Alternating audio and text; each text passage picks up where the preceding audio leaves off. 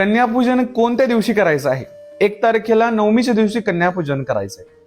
कन्यापूजनाचं महत्व काय आणि कन्यापूजन कसं करायचं चला जाणून घेऊया.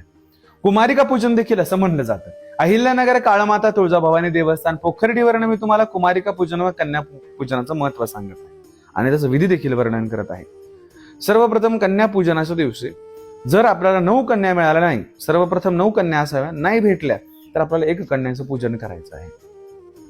कन्येचं पूजन करत असताना पायाला महावर लावायचंय, त्या कन्याला चौरंगावर बसवायचे, लाल वस्त्र भेट द्यायचे, आवडतं फळ तिचं भेट द्यायचंय, शृंगाराचं साहित्य भेट द्यायचे, जमलं तर वस्त्र अवश्य भेट द्यावा.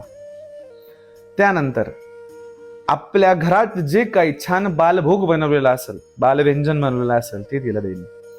त्याआधी आपल्याला आचमन संकल्प करून तिचे चरण पुजायचे आहे, तीर्थ नेत्राला लावायचं आहे, हळद कुंकू अक्षत पायावर व्हायचे आहे आणि त्यानंतर सर्व जेवण झाल्यानंतर आपल्याला त्या कन्येला दक्षिणा मात्र अवश्य द्यायची आहे.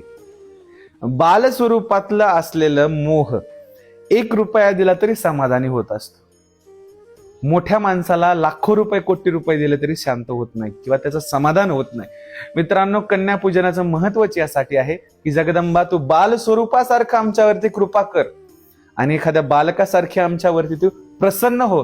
एखाद्या बाळाला दिवशी वाटलं ना काही तर तो सगळं काही देतो आणि छोटीशी वस्तू, एखाद्या खेळणं वस्तू, फळ किंवा पैसे दक्षिणा दिली तरी ते प्रसन्न होतं.